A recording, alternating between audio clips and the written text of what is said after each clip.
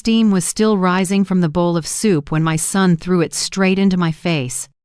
The scalding liquid ran down my neck, shards of porcelain cut my lip, and he roared, "Useless! If you weren't my mother, you'd be thrown out of this house already!"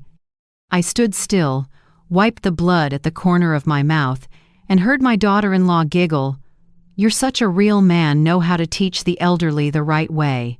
For 3 years, I swallowed my tears, every insult, every slap, every dollar of my pension managed for me because I believed a mother's love could pull a son back from the edge. But that faith shattered when someone from his company called, asking about unusual transfers under my name. Right after, Andrew said coldly, "Tomorrow you'll sign everything. If not, you'll be the money launderer." That night, I dried the blood, opened the drawer, and picked up my phone. Every statement, every audio clip I'd quietly gathered for months would no longer be evidence I was afraid to hide, but the indictment I intended for the son who used to be my only pride. If you're still listening, tell me where you're watching from. Every comment you leave is another mark in this journey. And if this story has touched you, don't forget to hit like so it can reach even further. I am Margaret Hill, 68, widowed for nearly 10 years. I used to be an executive secretary at Benton and Avery LLP, where I spent over 40 years keeping every contract and every meeting on the dot. My life was tied to numbers, punctuation marks, and the belief that if I worked hard enough, life would be fair. This house, a small 2-story place in the western suburbs of Chicago, is the only reward I kept after a lifetime of work. But now, I live in it like an unnamed housekeeper. The morning after the bland soup night, I woke in the gray light leaking through the curtains. My neck burned, my lip was split, and every movement sent a stab through my left shoulder. In the mirror, my face was slightly swollen, the red streak on my neck spreading purple. I dabbed on a little cheap foundation, listening to Andrew's footsteps echo downstairs. When I came to the kitchen, Andrew was already at the table. The light flashed off his red tie, the only familiar thing left of the boy who once wore a cheap suit to his first interview. Now he didn't look at me like a son looks at his mother, but like a boss looks at a lowly employee. "Where's breakfast?" he snapped, eyes never leaving his phone. "What would you like?" I asked softly. "Scrambled eggs, toast, black coffee. Don't overcook the eggs." I stayed quiet and did as told. As I stood at the stove, soft footsteps sounded. Jasmine, Andrew's wife, in a mint silk nightgown, brown hair pulled into a neat high ponytail. Her smile was sweet and proper, the kind meant for a husband, not a mother-in-law. "Good morning, Mother Hill," she said, voice light as air. I nodded. "Morning." Her eyes landed on the bruise at my neck, then flicked to her husband as if to ask, "Too rough last night?" Andrew just curled his lip and sipped coffee. Jasmine smiled and turned back to me. "You should be more careful. The kitchen floor is very slippery." I heard the message under her words, but said nothing. I poured coffee into a cup and set it gently in front of Andrew. He didn't say thank you, only murmured low enough for me to hear, "Remember, if anyone asks, you fell. And stop making random phone calls." I lowered my head. Jasmine gave a tiny laugh, straightened his tie, and said teasingly, "You really are the man of the house. Without you, this place would be chaos." Andrew put a hand on her waist, kissed her forehead, then shot me a cold smile. When the two of them left and the engine started outside, I finally exhaled. I washed the dishes slowly, keeping my mind blank. Every time I bent over, my shoulder stabbed with pain.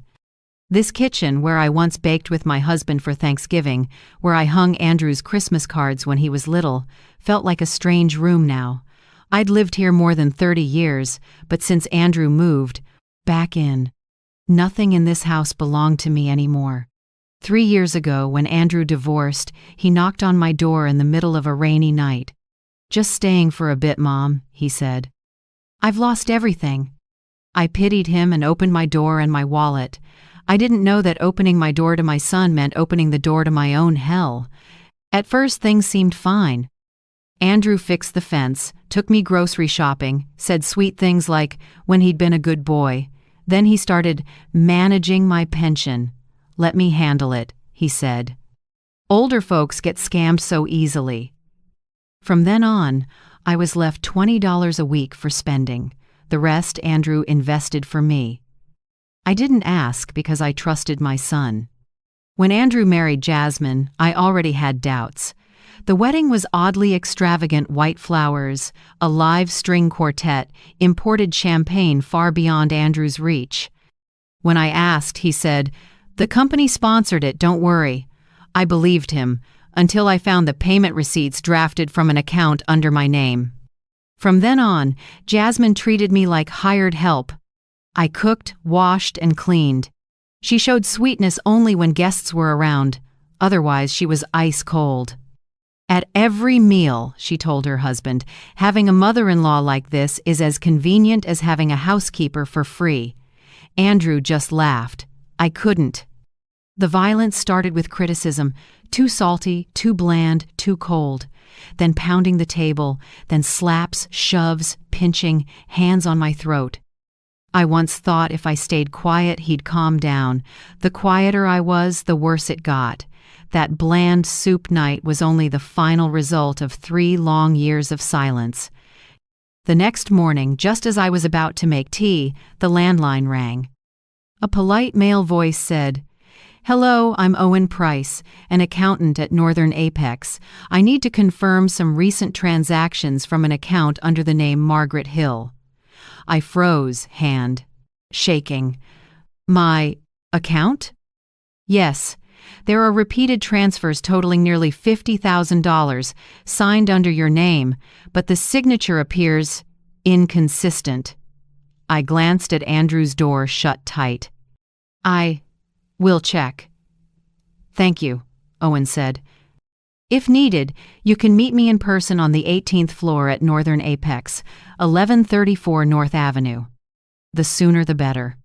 When he hung up, I stood there, still holding the cup of tea grown cold. On the table was the black envelope I'd kept hidden inside were statements I'd secretly printed when Andrew wasn't looking. Now I understood. He'd used my name to launder money. The front door swung open.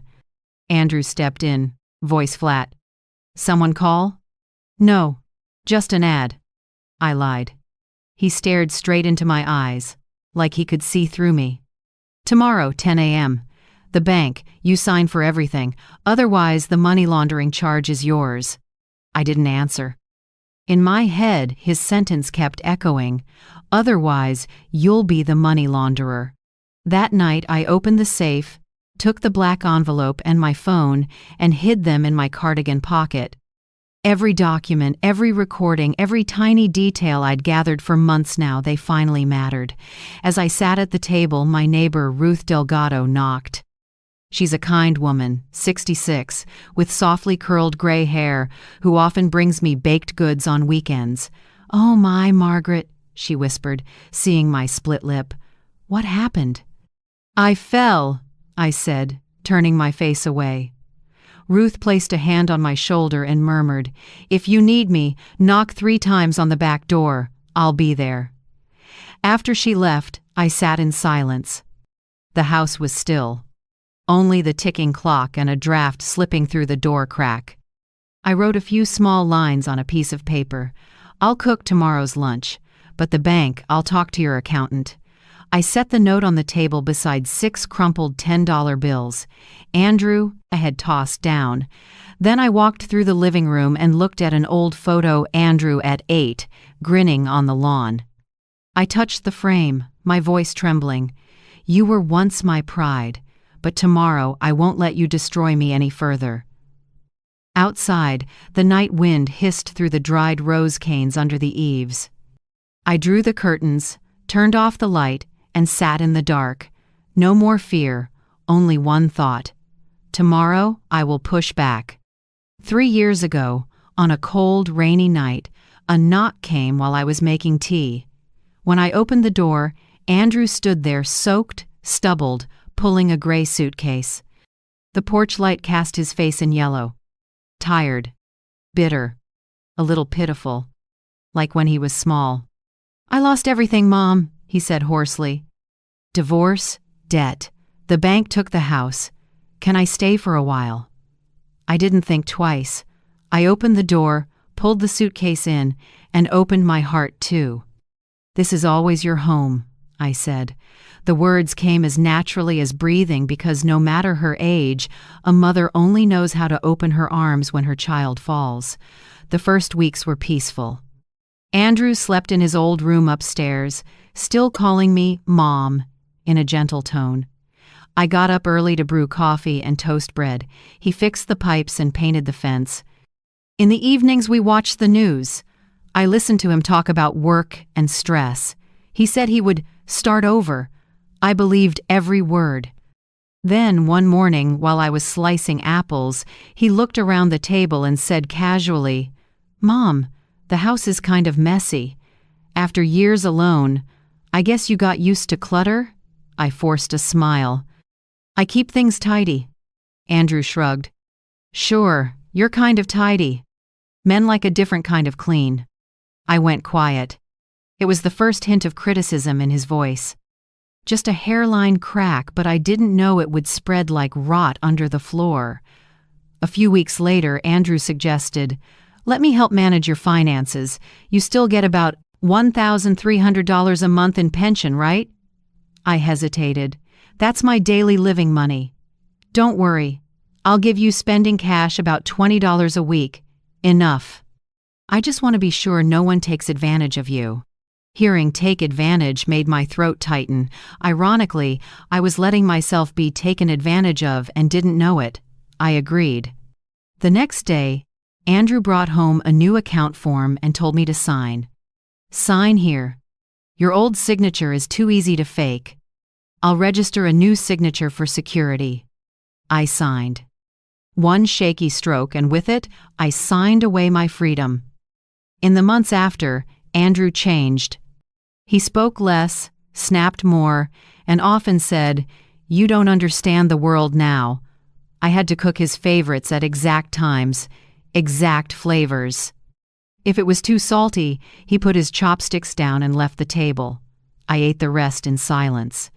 Then Jasmine appeared, a long-haired brunette with red lips and a confident gaze. Andrew introduced her on a Saturday afternoon while I was watering plants. "Mom, this is Jasmine." The best woman I've ever met. I shook her hand, felt her dark red nails, cold as ice. She smiled. "I hear you're very organized. I like women like that." Neat and orderly. Polite words, but it felt like she was inspecting a valuable antique. Their wedding came just 2 months later, at a lavish country club. Everything was so extravagant it stunned me. Live music, French wine, a jeweled silk gown, a buffet so grand I felt out of place. I whispered to Andrew, "Where did you get the money for all this?" He put a hand on my shoulder and smiled. "Don't worry, someone sponsored it." But when I got home and checked the account, the balance was cut in half. The numbers vanished coldly, without explanation. I knew but didn't dare speak. Once he had Jasmine, my questions were cut off by a stare sharp as steel. After the wedding, Jasmine moved in. I thought, another woman in the house might calm Andrew down. I was wrong. From day one, she circled the rooms, issuing orders. "The living room's a bit dark. Mother Hill, mind if I change the curtains? And the old sofa has to go, I'll get a modern one." Softly, I said, "Your father-in-law and I picked that set when we married. It's still good." She smiled. "I understand, but every generation has different taste. I'll handle it." Within 2 weeks, the home I loved became somewhere else. Cold white curtains, gray walls, an oversized dining table. Their wedding photos went up, ours disappeared. In one morning of clearing out old things, Jasmine erased 40 years of my memories. She called me Mom when guests were around. When it was just us, she switched to you in a clipped, dismissive way. "Did you mop yet?" "Change the guest room sheets, my friends are coming tomorrow." Stick to light chores, you're old. Oh, and don't forget the trash before I'm back. I listened, obeyed, and slowly forgot what it felt like to be called Margaret. Andrew was no longer the son I knew. Always in a suit, home late, talking to me only when something needed handling. One evening he handed me an envelope. Sign here, new bank card. The old one has issues. I skimmed it, saw faint words. Full authorization. You need that much control? Don't make this hard. I'm trying to help. His voice was calm. His eyes were a warning. I signed. From then on, I didn't know how much money I had. All bank mail went to Andrew's email. If I asked, he said, everything's fine, just cook and rest. When I salted a stew a little too much, Andrew slammed the table. Do you know how to do anything right? Jasmine giggled, leaning on his shoulder. Don't be mad, she's just cooking by habit. That was the first time Andrew slapped me. Quick, clean, like a reflex. I stood frozen, ladle in hand. My cheek burned, but what hurt most was that no one thought it was unusual. Jasmine just murmured, Stop, don't leave a mark on her hand. After that, each week brought a new excuse. Cold rice, dirty bowls, a damp dishcloth. Andrew started shoving me when he was angry, squeezing my shoulders, pinching my arms, slapping me if I dropped a glass. I learned to move quietly, step softly, speak less. I didn't dare meet my son's eyes. Every night after they slept, I sat at the kitchen table, opened my old computer, and secretly printed bank statements I found in an old inbox. I hid them in a black envelope inside the safe. Each page tightened my chest but also gave me a tiny bit of power. Andrew controlled my phone, too. He installed a location app, saying it was so you won't get lost. Every time I called someone, he asked, "Who's that?" Sometimes he checked my call log. Old friends stopped reaching out. I became invisible in my own life. Once, my closest friend at the firm, Marjorie, invited me to lunch. Before I could answer, Andrew snatched the phone.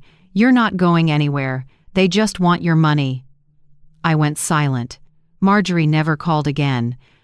Days blurred together. Cook in the morning, laundry, mop the floors, then cook again at night. I turned into a useful shadow, no breaks, no mistakes allowed, no voice. Sometimes I opened the drawer with my old blue dress, the one my husband said made me look like spring. I touched it and remembered when Andrew was a boy running through the yard shouting, "Mom, look at me." I used to think raising a child was duty. Now I know sometimes it's a gamble with your soul.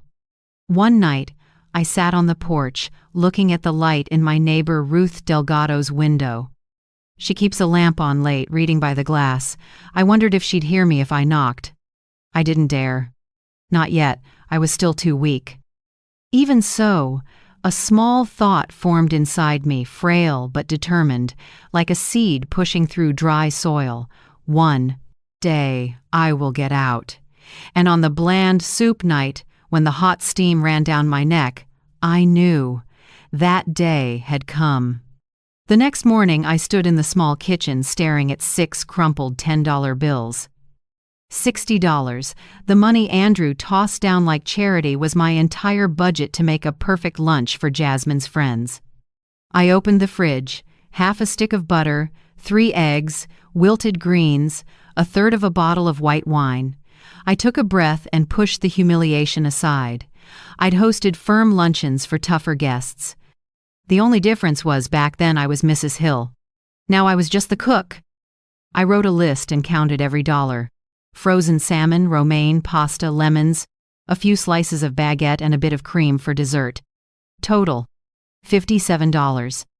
$3 left, just enough for a small bouquet to keep the table from looking bare. While I folded the last bill carefully, Andrew came in white shirt, silver gray tie, coffee in hand. He glanced over the ingredients and snorted. "Don't embarrass me. Jasmine's friends all have husbands in big positions. Make sure it suits their taste and don't talk too much." I nodded in silence. "Oh," he added, "and don't let anyone ask about that bruise. If they do, say you slipped carrying the soup." Jasmine swept in white dress, hair neatly coiled. She smiled like candy. "Mother Hill, I want everything to be truly refined. I planned this to make an impression. Andrew says you cook wonderfully. I'm sure you do. I'm sure you do sounded like a dare. I cooked all morning." Steam fogged the glass. Oil stung my neck, but I kept stirring the sauce. Butter and garlic filled the air. By 12:30 p.m., the table was set. Seared salmon, Caesar salad, pasta with lemon cream sauce, chocolate mousse, and the white wine I'd saved from my husband's birthday years ago. The bell rang. 3 women came in, perfume mixing with the scent of rain on their coats. Jasmine introduced them. "This is Becca, Lydia, and Noelle." All 3 were elegant, soft-spoken, heels tapping on the floor. Becca had the sharp gaze of someone always comparing. Lydia laughed easily, voice bright. Noelle, the quietest, wore a gentle smile but watched everything closely. They sat around the table. Jasmine poured wine and giggled. "I cooked all of this myself." "Well, with a little help from my mother-in-law." Lydia burst out laughing. "Oh my gosh, having a mother-in-law like this must be so convenient. No need to hire help." Jasmine pretended to blush. "Pretty much. She loves to cook." I pressed my lips together, gripping the dish towel as heat rose in my chest. I held it in. I'd heard enough jokes like that to last a lifetime. I carried out the salmon and said quietly, "Please enjoy." Noelle looked up. Her smile faded when she noticed the faint tear at my lip. "Are you hurt, Mrs. Hill?" Before I could answer, Jasmine cut in lightly. "She slipped last night. She's clumsy." Becca laughed. "Just like my mom. Older people can be so awkward." Their laughter circled the table, and the room seemed to shrink.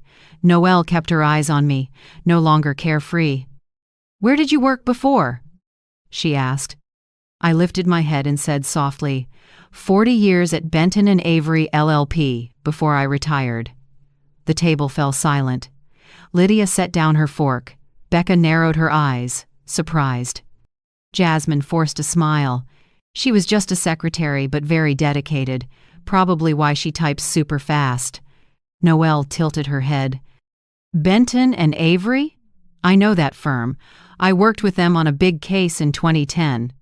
She looked at me differently, like she'd recognized something. "You're Margaret Hill, aren't you? I remember seeing your name on the exec list for Hanover v. State." I froze. That case name was a ghost I'd tried to forget. I nodded, voice tight. "Yes, that's me." Noelle gave a small smile, not pity, but a quiet respect I hadn't seen in anyone's eyes for 3 years. The mood changed. Lydia switched topics, Becca sipped wine, and Jasmine kept a stiff smile, flicking anxious glances at me as if afraid I'd say more. I just cleared plates and listened to the silver on china clink, each sound slicing at my chest. Around 2 p.m., Andrew came home. The door opened and leather shoes hit the floor. "Babe," Jasmine squealed, running to him, arms around his neck like a war reunion. Andrew smiled and came to the table. Seeing me at the sink, he set a hand on my shoulder, light, but enough to freeze me. "See, ladies?" he joked. "My mother's the best chef in Chicago. If I didn't keep her here, some restaurant would have hired her." His friends laughed, thinking it was a compliment. Only I knew that squeeze wasn't affection. It was a warning. Lunch ended in polite pretense. When the guests left, Noelle lingered and said softly, "Nice to meet you, Mrs. Hill. If there's a chance, I'd love to hear more about your time at Benton and Avery." I kept my voice steady. "I'd like that." Her look told me something without words, a quiet solidarity. The door closed. The house went still. Jasmine turned to Andrew, voice sharp. "See, your mother was bragging about the past again. I told her to keep quiet." Andrew looked at me, half smiling, half annoyed. "Mom, don't bring up old stories next time. No one wants to hear them." I nodded. "I understand." Jasmine grabbed her bag and pecked his cheek. I'm off to the salon. Make sure the dishes are done, Mother Hill. She said it on her way out, light as a breeze, but I got the message. I cleared the table. One plate was broken. I picked up each shard. Steam from the sink burned my eyes. In my head, Noelle's words kept echoing. I remember seeing your name. A small touch that brought a weak heartbeat back to life. Someone still remembered who I had been. In the afternoon, I descant of that, brought leftovers to Ruth Delgado. As the door opened, she looked at me, worried. "Oh, Margaret, your lip hasn't healed yet?" "I'm fine," I said softly. "Their lunch is done." She shook her head, took the container, then, pretending to speak loudly, "Thank you. I'll wash the container and bring it back." Her voice was louder than usual, enough that if Andrew was home, he'd hear it clearly. That evening, just as I sat down on the sofa, there was a knock at the door. It was Ruth, standing there with the food container scrubbed spotless. "Thank you," I said, about to close the door. Ruth leaned in slightly, lowered her voice. "Are you okay?" The question was light as a breeze, but my heart clenched. I wanted to nod, to say I'm okay, but my throat tightened. "I'm okay," I whispered, and my eyes began to blur. Ruth looked deep into my eyes and didn't say anything else. She gently placed the container in my hands along with a small quarter-folded note. "Keep this," she said. "If you need me, knock 3 times on the back door at 7 o'clock. I held the note, feeling the warmth of her hand still lingering. After Ruth left, I opened it. The rounded, firm handwriting read, "I believe you, and I have ears to listen." I sat quietly for a long time. Outside on the porch, the evening wind carried the damp smell of soil and roses. Inside, the house was as still as always, but somewhere in that silence I heard a familiar beat, my own, a beat no longer afraid, starting to wake up. I got up at 5 a.m. Pale dawn slid through the curtains and across the wooden floor where I'd been writing all night. Next to a cold cup of tea was a thick black envelope, the thing I'd been carrying like a lucky charm. I put on my old wool coat, slipped into my worn flats, grabbed my purse, and opened the door softly as if I might wake the past. Andrew was still asleep. I heard a light snore upstairs, and Jasmine had left early to go to yoga. This was my only chance. I hurried across the yard. The morning chill pricked my skin like needles. I caught the number 24 bus toward downtown and took a window seat. The city was still misty, gray buildings sliding by, and my heart felt as heavy as if I were carrying my whole life in my coat pocket. The trip was longer than I expected. I hadn't been back to the business district where I used to work in 7 years. When the bus stopped near the Northern Apex building, I looked up at the huge glass wall reflecting the first light of day, a new headquarters, 18 floors, gleaming as if it had never held anything dirty. I took a deep breath and stepped through the revolving door. The receptionist looked at me with polite, assessing eyes. "Good morning. How can I help you?" "I have an appointment with Mr. Owen Price." "Your name, please?" "Margaret Hill." She tapped a few keys and nodded. "Yes, Mr. Price is waiting on the 18th floor, elevators to your right." In the elevator, I watched the numbers climb. From 1 to 18 steps between a mother and the truth I was about to face. When the doors opened, a salt and pepper-haired man approached. He was in his early 50s, trim, gray suit, thin glasses. "Mrs. Hill? I'm Owen Price. Thank you for coming." His voice was low, warm, and without judgment. We walked into a small conference room with glass walls. He set a thick folder in front of me. "I'll be direct," he began. "We found a pattern of suspicious transactions tied to an account in your name more than $50,000 over the past 6 months. The funds were moved out immediately after they came in, mostly to accounts in Miami and Denver. All of them bear your signature, but the handwriting doesn't match." It felt like the floor dropped out beneath me. "What are you saying?" Owen slid the papers toward me. "These are copies. As you can see, there are clear Inconsistencies in the signature. The person doing this is your son, Andrew Hill. I stared at the page. Every number, every comma cut like a knife. My name, Margaret Hill, repeated again and again, a name I once felt proud of, now a tool in a scam. You're saying my son used my account to launder money? Owen nodded slowly. More precisely, he used your identity to legitimize embezzled funds from the company. We've collected sufficient financial evidence. Management wants to handle it internally for now, but you need to know so you can protect yourself. If law enforcement gets involved, you'll be the first one named. I dropped the pen, my hands shaking. I don't know anything. I didn't sign, I didn't transfer. I just live in my house. I believe you, Owen said, eyes sincere. But the law won't accept words alone. I advise you to file a report immediately. That will protect you as someone exploited, not an accomplice. I sat in silence. In my head echoed my late husband's voice from long ago. Margaret, when everyone turns away, the truth is the only thing that stands with you. I swallowed and asked softly, if I sign, what happens to Andrew? He'll be formally investigated, but you can't save him by staying silent. Silence is admitting guilt in your place. I looked at him, sunlight from the glass wall reflecting in my eyes. Give me the form. Owen took out another packet and set a pen down. My hand shook, but the letters were clear. Margaret L. Hill. When I finished, I took a deep breath. You did the right thing, Owen said gently. And no matter the outcome, you're the most honorable person in this story. I stood.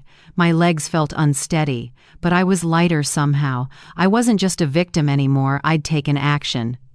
When I stepped out of the building, the midday light hit my face and made me squint. It had been years since the sun didn't feel cold. I caught the bus back. The ride felt endless. I thought of Andrew, the boy who once slumped on my shoulder after failing a college exam, who said, "I'll make you proud." Now he'd turned me into a shield for his sins. I didn't know if there was anything left between us to call mother and son. When I got home, the clock was striking close to 3. I had barely stepped inside when I heard Andrew from the living room. "Where did you go?" His voice was dry and low, but I recognized what sat underneath. Suspicion. "I went out for a bit," I said slowly, hanging my coat on a chair. "Out where?" "To see your accountant." The air froze. Andrew shot to his feet, his face changing color. "What?" I spoke with Owen Price. He showed me everything, the transactions, the forged signatures, the accounts in Miami. I know it all. For a few seconds he couldn't speak. Then his wide hand clamped down on my wrist, squeezing till the joints crackled. "Are you joking, Mother?" "I've never joked about justice." He squeezed harder, his breath hot on my face. "Shut up, you senile old woman. You have no idea what you're destroying." Pain shot through my arm. "Andrew, let go." He gritted his teeth, voice dropping. "Tomorrow, 10 a.m. You're going to the bank to sign everything away, understood?" I looked him straight in the eye, no fear left. "No." He shoved me. I stumbled into the table, pain shooting up my arm. "No? You think you can go against me?" "Not against you, Andrew. Against the law," I screamed. The sound burst out louder than I expected. Which detail outraged you most? The bruising wrist grab or the senile old woman accusation? You can share it quickly in the comments. I'll read every note because your words might be the lifeline for someone scared and hiding somewhere out there. Outside, I saw a figure by the fence, Ruth Delgado. She stopped, eyes wide. He let go of me and glanced toward the window. My eyes met. Ruth's for an instant, and I knew she had heard. Andrew stepped back, his face tight. He inhaled, then gave a thin smile, the kind that chilled me. "Tomorrow, 10 a.m., the bank. You will sign. If not, don't blame me." He turned and went upstairs. I dropped into a chair, hands still shaking. Purple fingerprints were already forming on my wrist. A coffee mug lay shattered on the table, liquid spreading across the floor. I saw my reflection in it, a gray-haired woman with tired eyes, but no longer weak. I heard Ruth's window slide open. A breeze drifted in, carrying a hint of cinnamon from her baking. Then a small tapping, 3 knocks, slow and sure. I lifted my head and gave a slight nod. That night, I sat by the window in the dark. Moonlight fell on the black envelope, lighting up the cold words like fate's proof. I knew the real fight would start tomorrow, but I also knew something else. This time, I wouldn't be alone. I couldn't sleep that night. The clock ticked in the dark house like the heartbeat of someone counting down to something inevitable. On the table, the black envelope lay thick and silent, but alive like a second heart in my chest. Close to midnight, a faint light flickered in the backyard and startled me. I lifted the curtain. Ruth Delgado was crouched by the rose bed. Moonlight lay across her shoulders like mist. She set something down and covered it with dry leaves. When the flashlight clicked off, I realized it was a mini camera. I cracked the door and whispered, "Ruth?"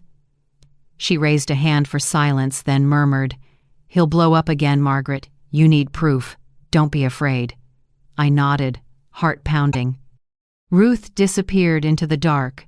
The scent of roses that night, earthy, with a metallic edge, stamped itself in my memory as the start of survival. The next morning, while I was rinsing glasses, Andrew came down acting different. Freshly ironed shirt, a whiff of expensive cologne. "Good morning, Mother," he said, light as if nothing had happened. I looked at him and stayed quiet. "I'm sorry about yesterday. I lost my temper. Work's stressful. You're still my mother." Before I could answer, he stepped closer, poured me coffee, set it on the table. "You should rest and stop wandering around. Lately I've noticed you're unstable. If you keep pushing about those accounts, I might have to get a doctor to evaluate your mental health. You know how it is, old age, confusion." His tone was gentle, but every word slid over my skin like ice. I understood. One word from me, and he'd label me the crazy old lady. I set the cup down and looked him straight in the eye. "What are you afraid of that you'd hire a doctor just to declare your mother insane?" His eyes darkened, then he pasted on a smile. "I'm not afraid of anything. I'm just trying to protect you." He turned away, voice still mild. "Oh, and remember, 10 a.m. today. We're going to the bank. We'll tidy up the paperwork. No need to drag this out, right?" I nodded. In my head, everything spun. If I refused, he could do anything. If I agreed, I'd lose everything. I had one hope, Ruth.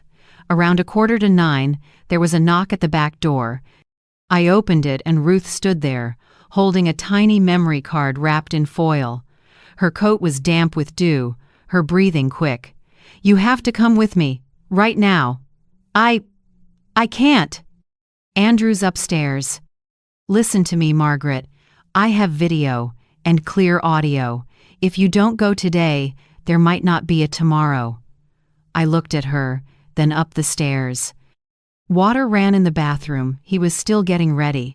I ran to my room, opened the safe, and stuffed the black envelope, house deed, and ID into my purse. "Back door," Ruth said. We slipped through the yard, along the fence, out the narrow alley. I was shaking so badly I had to hold on to Ruth. If he finds out I left, then he'll say you're crazy and, "Next time you won't get a chance to fight back. We need to see Assistant District Attorney Kimberly Hart." I called ahead. We took a cab. The whole way, all I heard was my heartbeat. The sky was gray, misty rain tapping the glass, buildings sliding behind us like silent witnesses. Kimberly Hart's office was in a red brick building downtown. She was in her early 40s, brown hair, upright posture, quick, decisive voice. When Ruth introduced me, she just nodded and said, "Have a seat." "I'm listening." Ruth set the memory card on the desk. "She's being abused." I recorded it. Kimberly loaded the card into her computer. The screen showed a grainy but clear image. Andrew clamping my wrist, his voice harsh. "Tomorrow you'll sign everything away. If not, you know the consequences." You could hear me yell, and Ruth outside calling, "Margaret!" Everything was audible. In the small office, the sound made the air heavy. Kimberly sat still for a few seconds, then turned to me. "Do you have any other documents?" I slid the black envelope to her. "Everything's here, statements, paperwork, and the sworn statement I signed at Northern Apex." Kimberly looked through it and nodded. "You've done exactly the right thing. With this evidence, we can request an emergency arrest. Warrant charges will include elder abuse, coercion, and financial fraud." I could hardly believe it. "Really? I can get out of this?" "Not just get out, but protect your rights. But you need to sign the complaint. After that, the police will move within a few hours." Ruth squeezed my hand. "Do it. For yourself. And for all of us." I looked at the pen on the desk. One signature, but a line between silence and justice. I remembered the years of bowing my head, Andrew's eyes when he said, "You're nothing." I took a breath and picked up the pen. My signature trembled at the first letter, but by the last, my hand was steady as steel.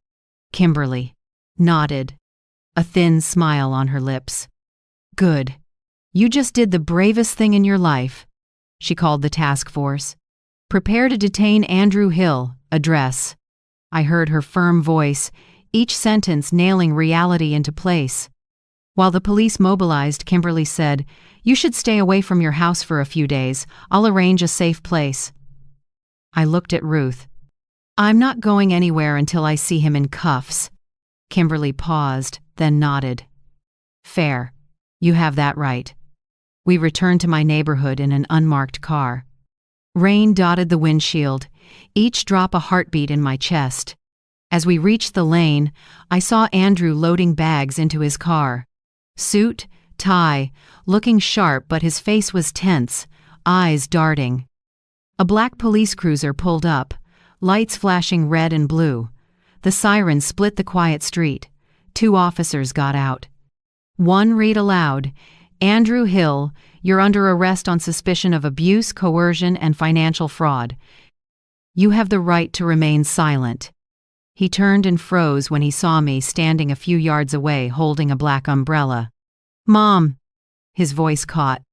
"What are you doing?" I answered softly, oddly calm, "I'm just telling the truth." He thrashed and shouted, "I didn't do anything. She's old. She's delusional." They cuffed him, pushing his head down. I heard the cold metal close click, a small sound louder than any scream I'd ever heard. As the car took him away, I stood still, rain soaking my shoulders. Ruth came up and held the umbrella over me. "You okay, Margaret?" I looked into the fogged window where my reflection stared back, not the trembling woman from last night, but someone else, upright, clear-eyed, free. "I'm okay," I said quietly, "for the first time in years." Kimberly stepped out and squeezed my shoulder. "From here on, the law takes over, but you saved yourself before anyone else could." I lifted my face to the sky. The rain had stopped, without me noticing. Drops clung to the rose canes, glittering in the early afternoon sun. Beneath them, the tiny camera lay hidden under leaves, silent, but it had spoken for me. When the cruiser turned the corner, I stayed there in the after rain, gripping the umbrella handle till my knuckles went white.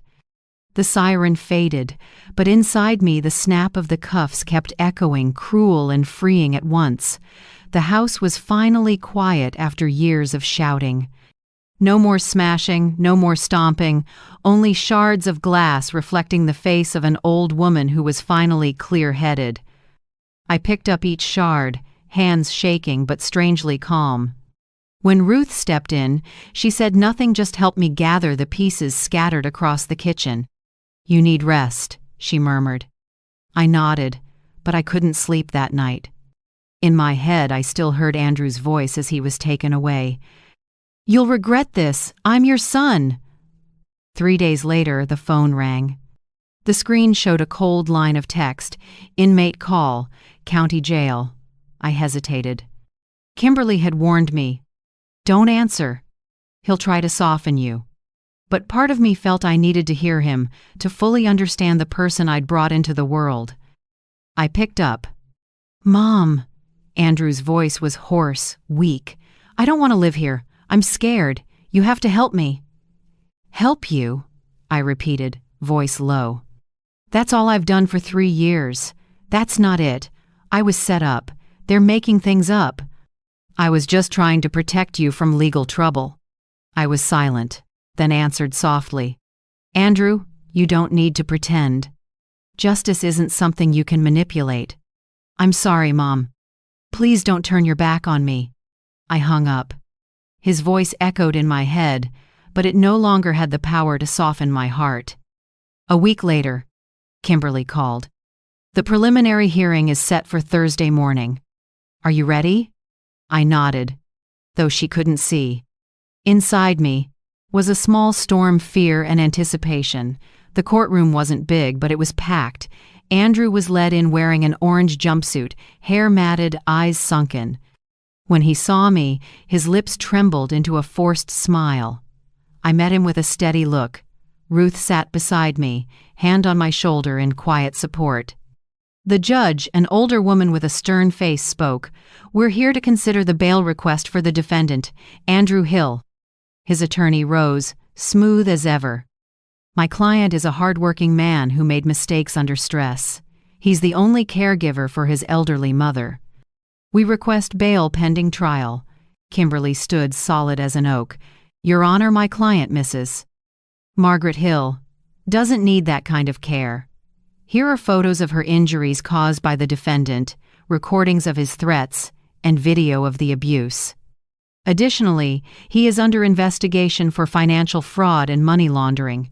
If released, he could destroy evidence." She laid the documents down and played Ruth's recording. Andrew's voice filled the room. "Tomorrow you'll sign everything away. If not, you know the consequences." No one spoke. Even his lawyer faltered. The judge leaned toward him. "Mr. Hill, do you have any explanation for your words?" Andrew stammered. I was just angry. My mother misunderstood." "No, I understood just fine." I cut in, quiet, but firm. "You turned me into a servant and used me to legitimize your crimes. Now you're afraid of losing the freedom you took from me." The room fell silent. Andrew stared at me, the warmth that once lived in his eyes replaced by confusion and fear. The judge brought down the gavel. After reviewing the evidence, the court denies bail. The defendant, Andrew Hill, will be remanded pending trial. Andrew leapt up, shouting, "No, this is all staged. My mother's crazy. She's senile. She just wants revenge." 2 officers held him down. I didn't flinch. I looked straight at him and knew there was nothing left to save. When court adjourned, I sat a moment longer, waiting for the hall to clear. Ruth whispered, "It's done, Margaret. He can't touch you now." I gave a tired smile. "I know, but what he broke lasts longer than bruises trust." We were almost at the door when a familiar voice called behind us, "Mrs. Hill." I turned.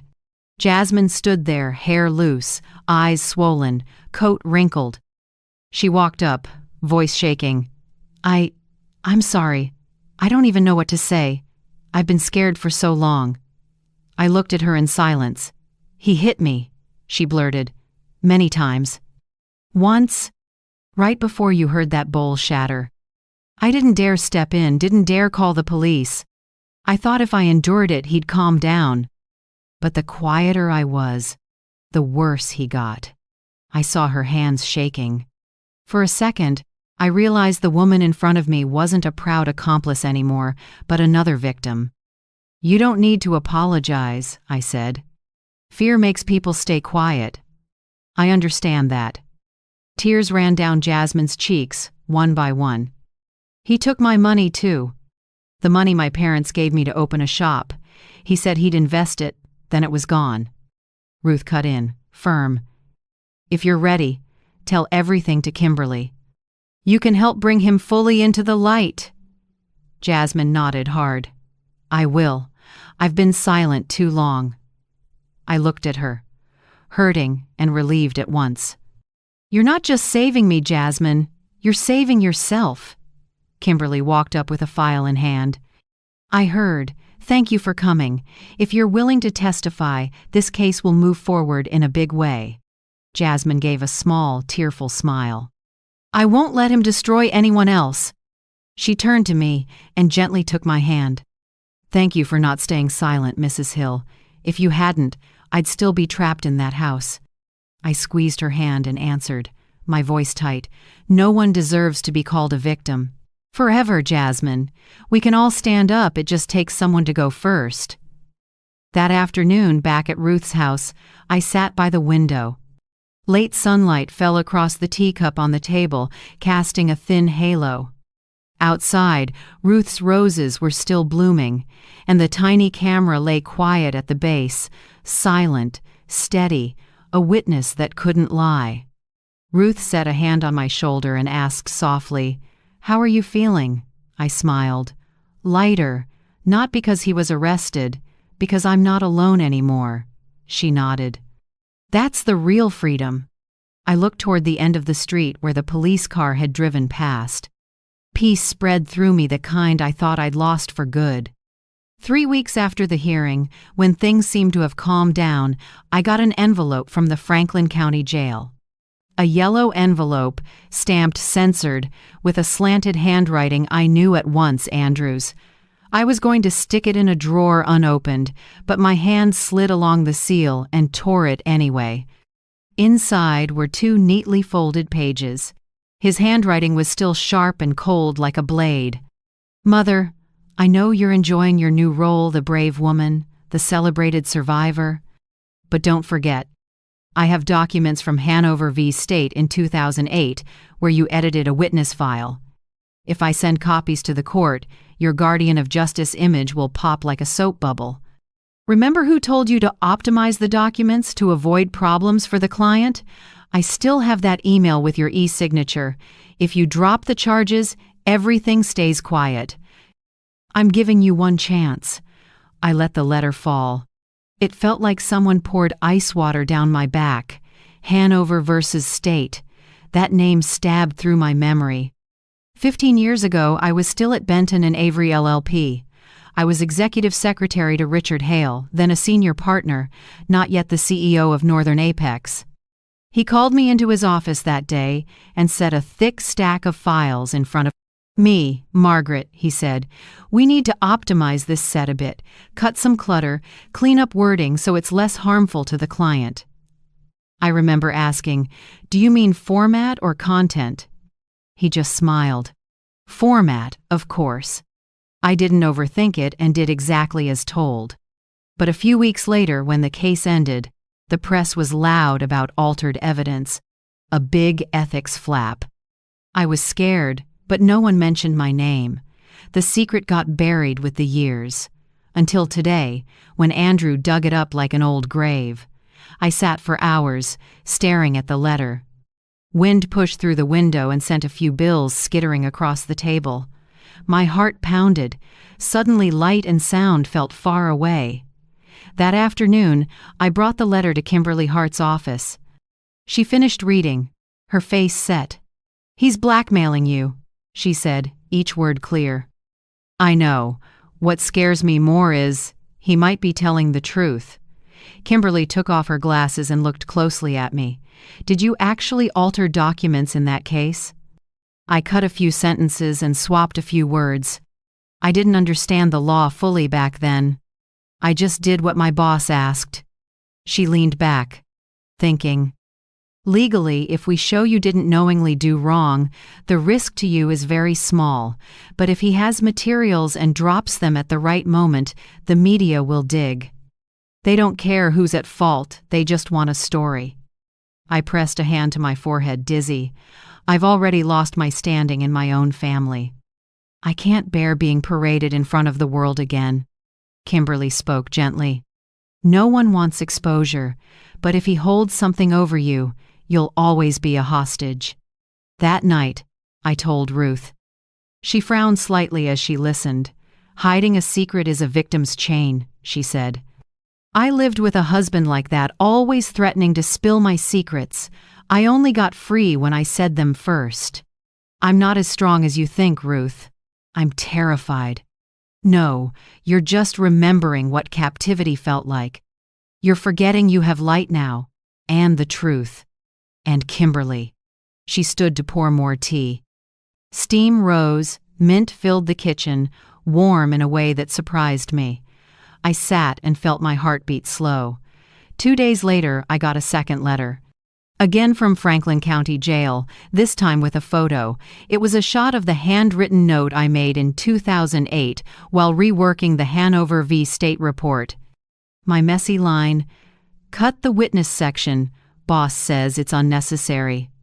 Below it, Andrew had scribbled, "Remember your own handwriting? If you don't drop the charges, this photo goes to the media." There's also the Christmas bonus clip from that year. "People will think you helped launder money for the firm. I don't want to do this, but you're forcing me." The dizziness rushed back. I grabbed the table to steady myself. My mind reeled like someone yanked me back 15 years to a late-lit office, me at the keyboard, thinking I was just doing my job. The next morning, I brought everything to Kimberly. She looked at the photo and said, "He's smarter than I thought. He's tying 2 cases together, your old one and his current one, to distract and create doubt about your honesty. If the media bites, they'll assume you lied before, even if it's unrelated." What should I do? "Did you ever receive cash or gifts you didn't report while at Benton and Avery?" I hesitated, then nodded slightly. "Yes, a few times. Small things. I thought they were holiday thank yous. I didn't think it broke the rules." Kimberly exhaled. "Then, there's a small risk, but not big. I need you to be completely honest so I can protect you properly." I told her everything. A $200 Christmas envelope, a gift card from a client. Kimberly wrote it down and did a quick mental tally. At worst, if anyone digs, you could face a minor administrative penalty. No one's prosecuting that after so many years. The only real danger is your silence, because he's using it to scare you. She paused and looked straight at me. "Do you understand, Margaret? Every time you fear being exposed, he gains power. If you say it first, he has nothing left to threaten you with." I looked out the window at the light rain. Drops slid down the glass like the years I'd locked myself in fear. I asked, voice tight, "Say everything publicly? Can I live through that?" "You don't have to endure," Kimberly said softly. "You just have to be free." That night, Ruth brought over a fresh almond loaf. We ate in silence. When she stood to clear the plates, I asked, "If you were me, would you go public?" She thought a moment, then said, "I would, because if you don't, people will keep believing your fear is real. When you speak, they finally see how strong you are." She smiled and poured more tea. "The only thing that keeps people trapped isn't offense, Margaret. It's a secret." I looked into my cup, the steam hazy. In that soft blur, I saw Andrew's face as a boy, mischievous and trusting. Then I saw him now bitter, scheming, full of resentment. I knew if I stayed silent, he'd keep that chain around my neck. I drew a long breath and whispered, almost under my breath but sure, "Okay, Ruth, I'll tell everything." Her eyes lit. "That's the Margaret Hill I know." That night, I sat at the table with a blank sheet of paper. Warm light fell across the deep lines on my hands. I started to write, each word a little shaky. I, Margaret Hill, once inadvertently took part in editing documents in the Hanover versus State case under a supervisor's direction. I did not realize then that it could be considered improper. I never accepted money or benefits in exchange for that action. I choose to make this public not to justify myself, but to end all threats. When I signed my name, I felt weight to lift. It wasn't quite courage, it was freedom. I folded the page and set it beside Andrew's letter. Two worlds side by side, a secret for blackmail and a truth for release. And I knew, when morning came, I would take it to Kimberly. There was nothing left to fear.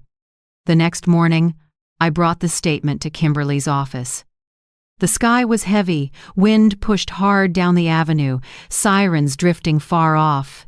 Each breath felt like lead. In my purse, the paper from last night rustled, reminding me this was a decision I couldn't undo.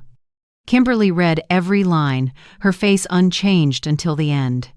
After a few seconds of silence, she set it down and spoke slowly.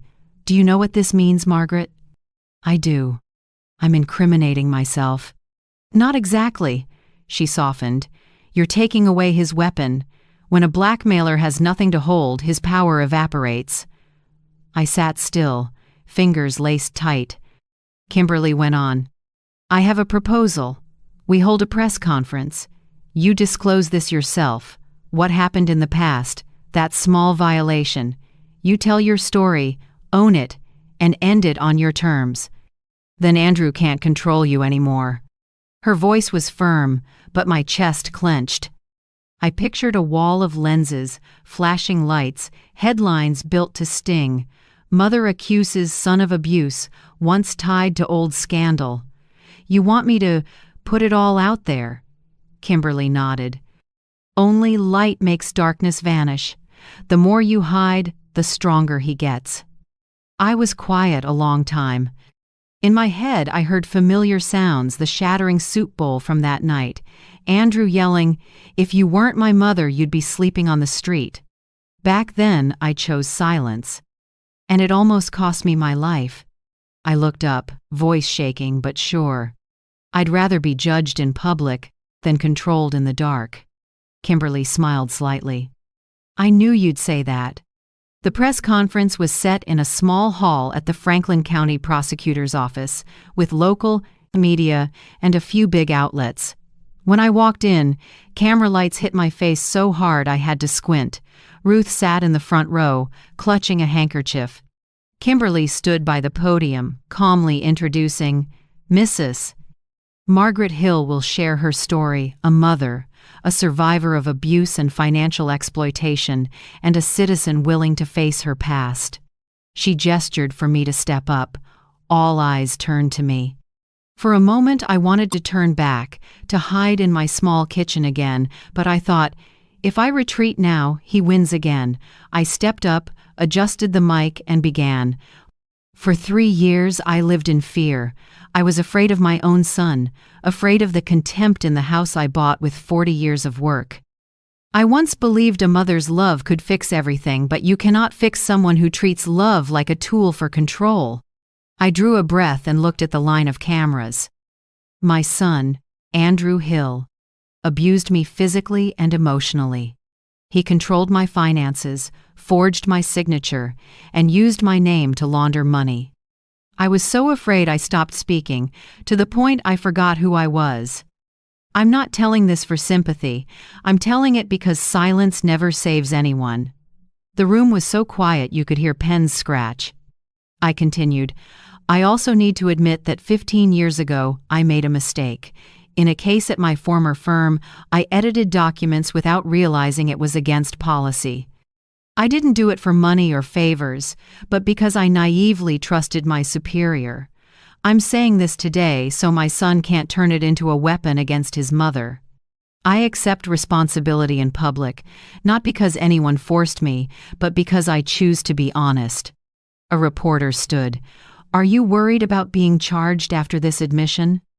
I answered softly, "If I have to pay for an old mistake to be free from fear, I'm willing. Freedom isn't free." Kimberly stepped up and signaled me to pause. She looked around the room. "Mrs. Hill's story shows the strength of lug. Truth. Our office confirms, after reviewing the records, she will not face criminal charges. We will focus on prosecuting Andrew Hill, who exploited his mother and tried to blackmail her." Murmurs spread. A middle-aged female reporter raised her hand. "Mrs. Hill, what would you say to those being abused or controlled right now?" I looked straight at the lens where I imagined hundreds of women sitting at kitchen tables, in nursing homes, in quiet houses. "I'd say this," I answered.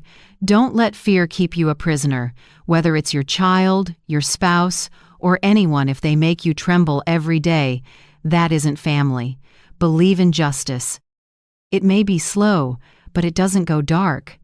Applause rolled through the room, not loud, but low, long, and sincere. In the front row, Ruth lifted a hand to wipe her eyes. When it wrapped, Kimberly came to me, voice full. "You did what many never dare, Margaret. He can't touch you now."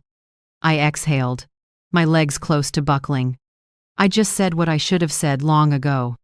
"Sometimes," she said, "courage isn't shouting. It's telling the truth in a steady voice." Outside the hall, reporters waited for more quotes. I smiled lightly and declined.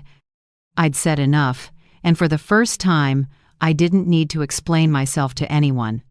That evening, Ruth and I sat on her porch. The sun slid behind the trees, painting the yard red. She handed me ginger tea, warmth spreading through me. "I saw the coverage," Ruth said. "Every outlet is praising you. One headline called you the mother who cut the blackmail chain." I gave a small laugh. "Sounds like a movie. Movies only copy real life, Margaret. Real life just hurts more." I leaned back and watched the roses tremble in the breeze. "Ruth, I thought I'd lost everything, my good name, my child. Trust. Turns out, when you lose everything, you find yourself." She nodded gently. "You got back the most important thing, your voice." Kimberly stopped by after dark with a folder. "Good news, the DA's office officially won't charge you. We're shifting all focus to Andrew." I took her hand, my voice catching. "Thank you, Kimberly. Without you, I'd still be shaking in my own house." "No," she smiled. "You just needed someone to remind you that you deserve to live without bowing your head." That night I slept in Ruth's living room.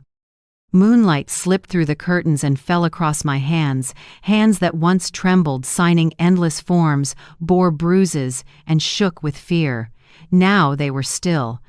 I hugged the pillow, listened to the wind at the window, and felt something strange settle in. Real peace. No more nightmares, no more shouting. Just me, the moon, and the quiet softness of freedom. For the first time in years, I slept well. 3 weeks after the press conference, when the buzz had faded and "The Mother Who Spoke the Truth" headlines had been replaced by newer stories, I got an unexpected call. On the line was Owen Price, calm and courteous as ever. "Mrs. Hill, Mr. Richard Hale, CEO of Northern Apex, would like to meet you. He says this isn't just business." That name made my heart skip. Richard Hale, the boss who once said, "Just tweak a few sections in the Hanover v. State days." The man whose one sentence left me haunted for 15 years. I was quiet for a few seconds, then said, "Okay. Tell him I'll come." The next afternoon, I stood before Northern Apex's soaring glass tower, the same place that once made me shake just to walk in and clear my name. This time I came back not as someone under scrutiny, but as someone who had weathered a storm. Richard met me in the lobby, still as polished as ever, salt and pepper hair, crisp white shirt, navy tie. The difference was the smile, no arrogance, only contrition. "Margaret," he said, voice low, "I owe you an apology." I looked at him evenly. "For what?" "Richard, for telling me to optimize documents 15 years ago, or for not seeing my son committing crimes under your roof?" He lowered his head slightly, voice softer. "Both." We sat in a 20th floor conference room. Late light poured through the glass, laying pale gold across the table. Richard set a folder in front of me. "The internal investigation shows Andrew embezzled more than $130,000 over 2 years. Besides using your account, he sold confidential information to competitors for cash." I should have caught it sooner. I went still. Every number in the file was a fresh cut. I asked, oddly calm, "What do you plan to do now?" Richard laced his fingers. The company is pursuing criminal and civil action against Andrew Hill. But I also want to make amends for you and for this company." He looked at me, steady. "We'd like to bring you back, not as a secretary, but as an in-house ethics and compliance advisor. Starting salary, $4,000 a month. Additionally, the board has approved $50,000 in compensation for the indirect harm caused by Andrew's actions." "Everything's been cleared." I stared. "Are you serious?" "Serious. I'm not doing charity, Margaret. I need someone who understands how thin the line is between right and wrong and will never step over it again. You're that person." I looked out the window and saw the city blazing with sunlight. 3 years of abuse, a lifetime of steady work, and now here I was again, sitting before a door I once thought had slammed shut forever. I said softly, "You know, Richard, there was a time I thought I'd never walk into this building again. But if you believe in me, I'll try not to start over, but to end things the right way." He smiled, relieved. "Welcome back, Margaret Hill." In the days that followed, I went back to work every morning in my old white blouse, a pearl pin at the collar, and a new fast leather notebook under my arm. The smell of coffee in the lobby, the click of shoes on stone floors, everything reminded me of the years I'd lost. But this time, I wasn't anyone's paper runner. I sat in a small advisory office with Owen Price, reviewing the company's financial controls and auditing spending approvals. Owen looked over and smiled. "How does it feel to be back, Mrs. Hill?" I took a sip of tea. "Like cleaning up an old house after the roof caved in, only this time I brought new bricks." He laughed. "I'm keeping that line. We worked non-stop." I found a few more red flags in the archive's internal expense entries that lined up with transactions Andrew had made. Owen took careful notes and said Andrew might not have acted alone. A few days later, Jasmine walked into the office with a small black hard drive in her arms. "I found this in the old garage," she said. "He hid it behind a panel.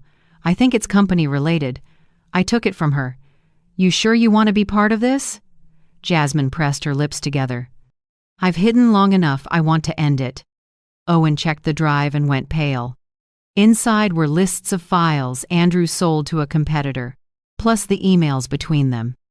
The evidence was enough to at least double his sentence.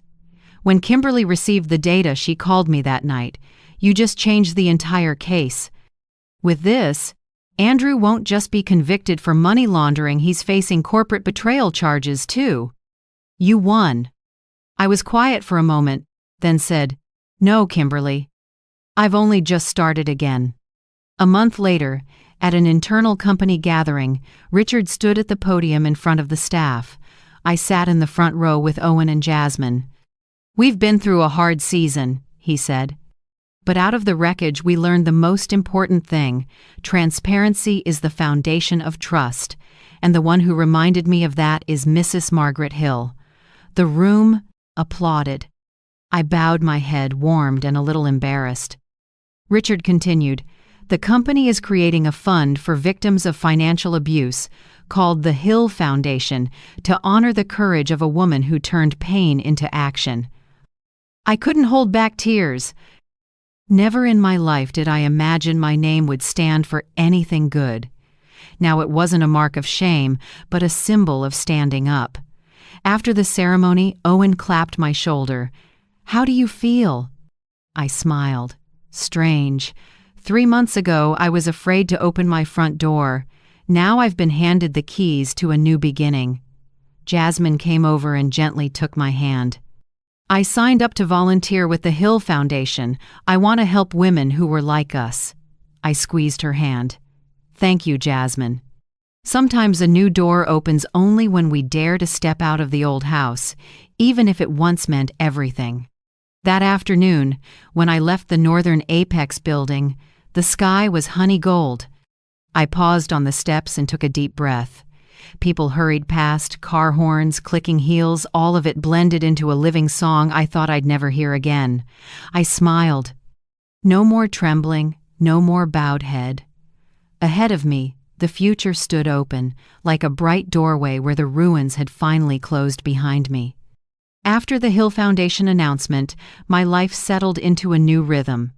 But when the lights dimmed and the applause faded, I realized there was still a wound unhealed, not on my skin, but in my mind. Kimberly was the first to notice.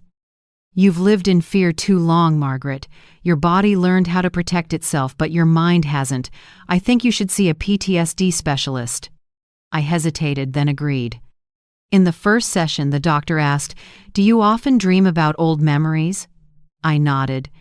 "Every time I hear a bowl hit the table, I see his face, Andrew's. I wake up with my heart racing and my hands shaking." He took notes, voice soft as breath. "You lived too long. Under control. Now you need to learn to take back control of yourself." The session lasted more than 2 hours. I learned to breathe through panic and to stop apologizing for things that weren't my fault.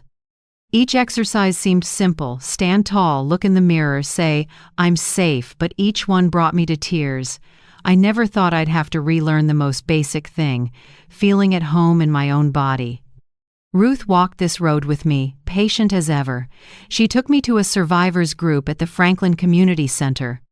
In a small room with warm yellow lights, a dozen women sat in a circle with teacups in their hands, each carrying a different wound and the same look of someone who'd been choked by fear. When it was my turn, I stumbled over my words. My voice trembled as I began. "I'm Margaret Hill. I was abused by my son." I stayed silent for 3 years because I thought I deserved it. No one spoke, but a few nodded. A brown-skinned woman named Carla took my hand. "We get it.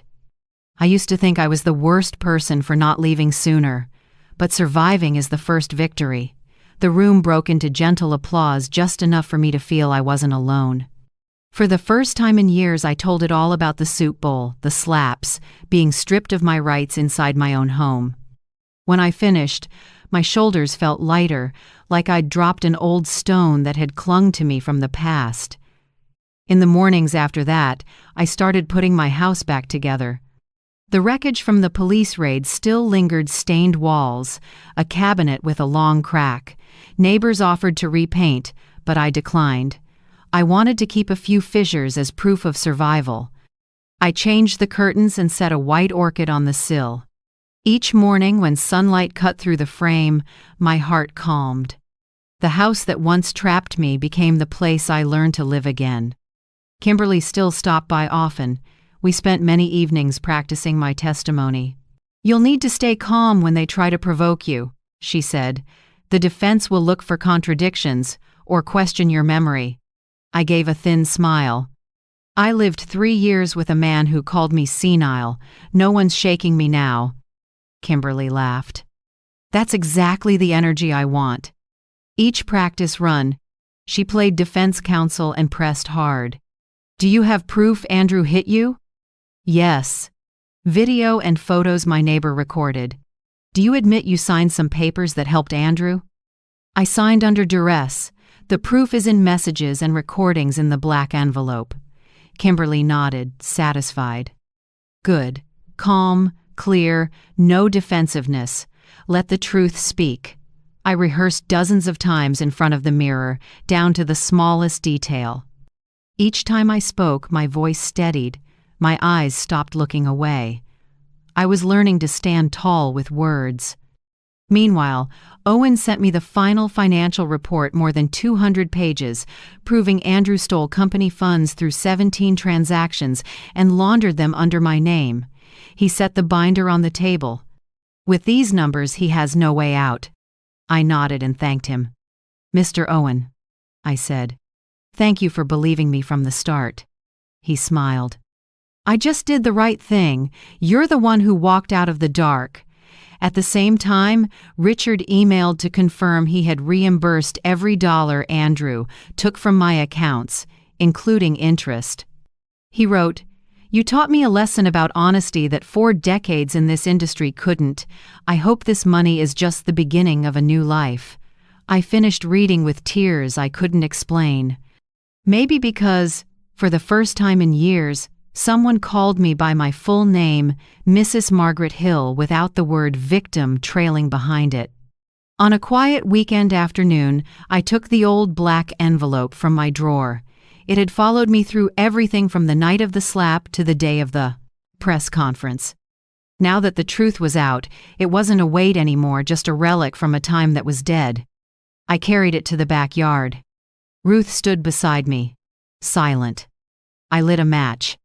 Flames rose and licked the papers, erased the forged signatures and tiny commas that once terrified me. As the ash lifted into the breeze, I felt clean. "How do you feel?" Ruth asked. I watched the thin smoke, like waking up from a nightmare and realizing I'm still alive. The night before the trial, my phone rang. The caller ID froze my breath, Franklin Correctional Facility. I hesitated a second, then answered. Andrew's voice came through, rough and tired. "Mom, it's me." I said nothing. "Mom, I know I was wrong. I don't want to go to prison. I just want you to forgive me, just once." I closed my eyes. For a moment I saw a 10-year-old boy, arms around my neck, begging forgiveness for breaking a vase, but the man's voice on the line pulled me back. "You made me afraid in my own home, Andrew. Now you're the one who's scared?" "I lost everything, Mom. You're all I have." I gripped the phone, strangely calm. "No, Andrew, you still have justice, and justice has to come before family." Silence. I heard his ragged breathing, then the click of the line. I set the phone down. In the mirror, the woman looking back wasn't trembling. I opened a drawer and took out the old lipstick coral red, the one Andrew mocked. "At your age, why bother?" I twisted it up and drew a thin line across my lips.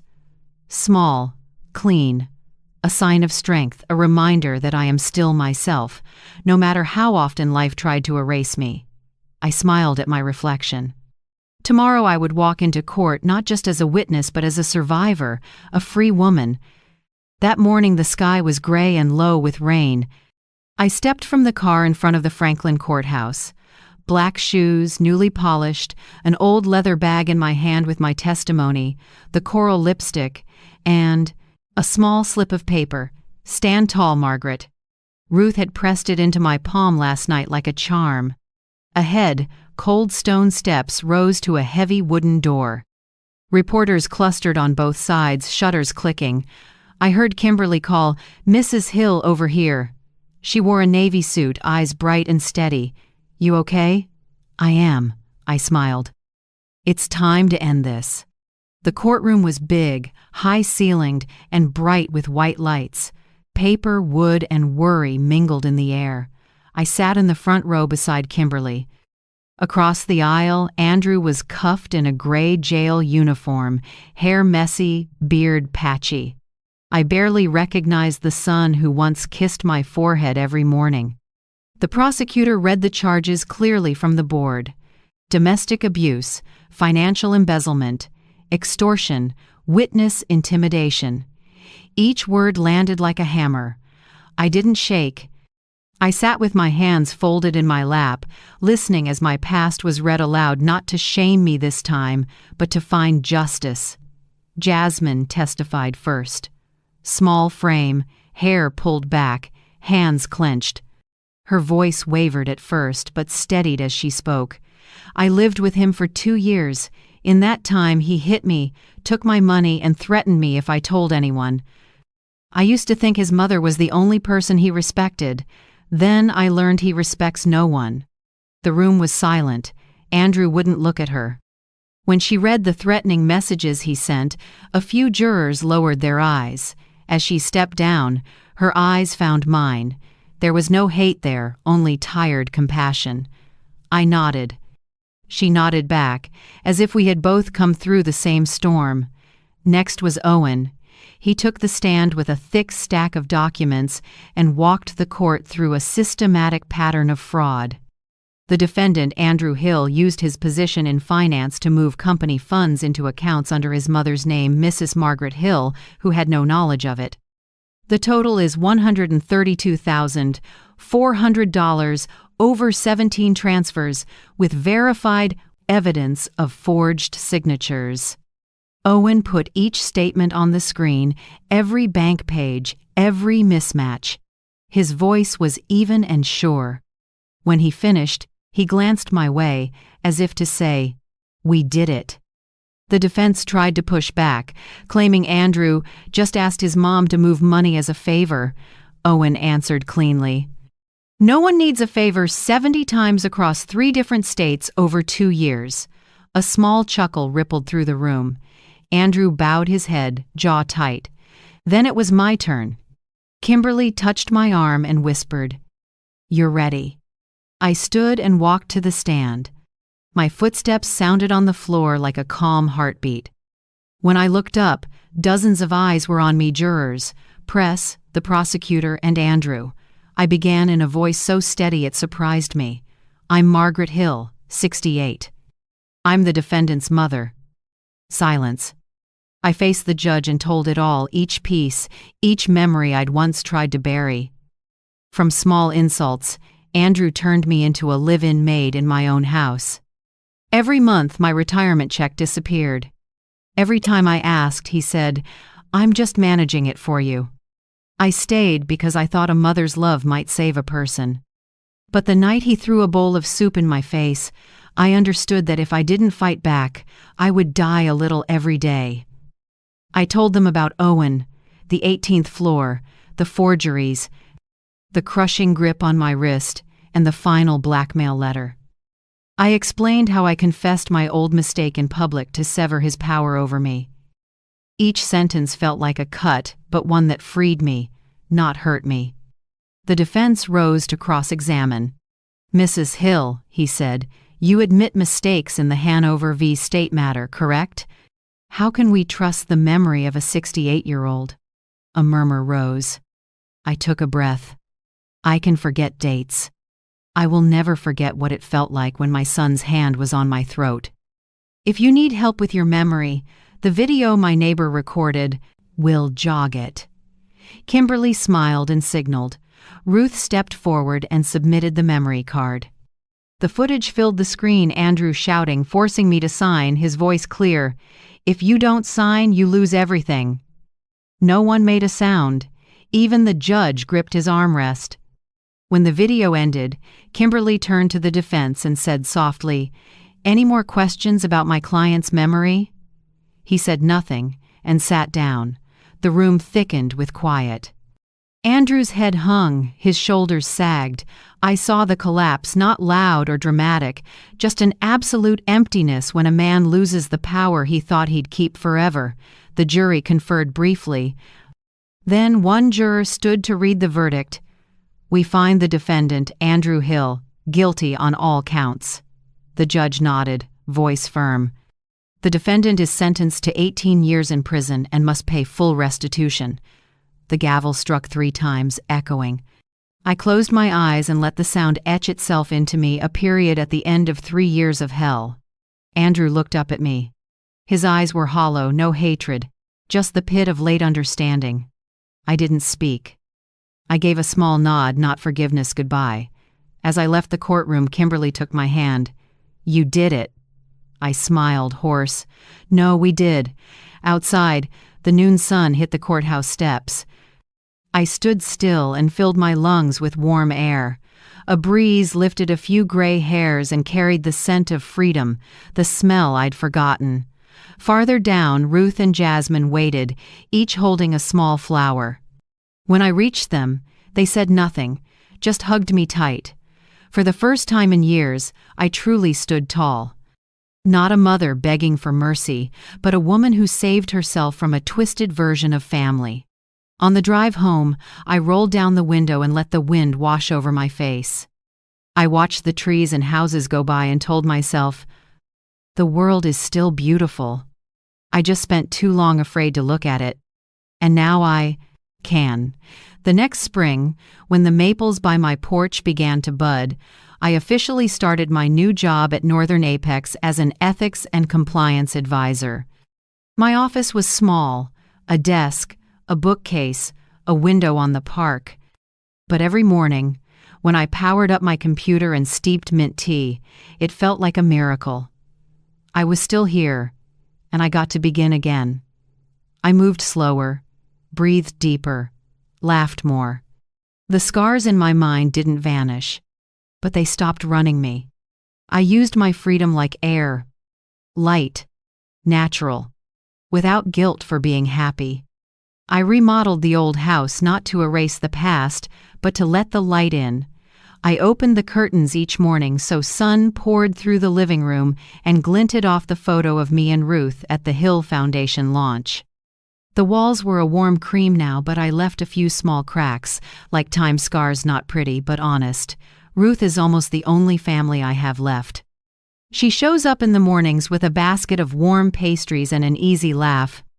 We plant flowers on the porch and talk about ex-husbands, our kids, and the small things that make two 68-year-old women feel at peace. One afternoon, Ruth asked, "Are you still angry at your son?" I smiled, looking out at the roses. I don't know if it's anger anymore. Maybe regret for the child I once believed would be good. But angry? No, I just won't let him hurt me ever again. I wrote a long letter to Benton and Avery, the firm where I worked for 40 years. I didn't accuse anyone. I urged them to strengthen ethical processes and to require an independent audit each year so the line between what's legal and what's convenient can't blur. A week later, the new managing partner called to thank me and offered an honorary advisor role. I declined. I don't need a title, I just need to know the mistakes I made won't repeat. From the Hill Foundation's early success, Kimberly, Owen, and I launched a small project called Light After Silence, a fund supporting older women abused or financially coerced. We host workshops, offer free legal consults, and raise money for shelters. Every time a hesitant woman walks through our door, I see myself from 3 years ago, hair unkempt, dark circles, hands shaking around an envelope of papers. But when they leave with a faint smile, I know light is spreading slowly, but it holds. In July, Kimberly asked me to speak at the National Conference on Domestic Violence and Elder Financial Abuse. Standing before a big hall and hundreds of silent faces, I wasn't afraid. I began with a simple line: "Secrets only have power when we let them live in the dark." I told my story not for praise, but so someone trembling out there would know they aren't alone. When I finished, the room stood and applauded, and in the crowd I saw dozens of wet eyes. I bowed. Not a victim, not the wounded, a survivor. One late night while I was making tea, the phone rang. The screen read, "Franklin Correctional Facility." My heart pinched, but I picked up. Andrew's voice was low and rough. "Mom, I just want to ask, will you ever forgive me?" I said nothing. He breathed hard, then added, "I don't expect to get out early. I just want to know if you still see me as your son." I drew a long breath. "Andrew," I said slowly, "I don't know when you'll understand this, but forgiveness isn't erasing. When you learn to apologize to yourself, when you truly understand what you did, maybe then I can forgive." Silence. Then he whispered, "I understand." I answered gently, "I hope one day you really will." The call ended, and it felt like a chapter closed, not with hatred, but with the peace of someone who no longer needs to strike back. That night I sat at my desk and opened my old leather journal. Outside, the moon slid across the window frame and drew a pale line on the page. I wrote the final sentence. I won not against my son, but against fear. I shut the book, switched off the light, and sat quietly in the soft dark where a strand of brightness still slipped through the curtain and lay across my face. Not dazzling, not harsh, just enough for me to see that I was smiling. Thank you for staying with me to the very end of my story. If you're reading this, maybe you know what it is to be afraid, alone, or hurt by those you love.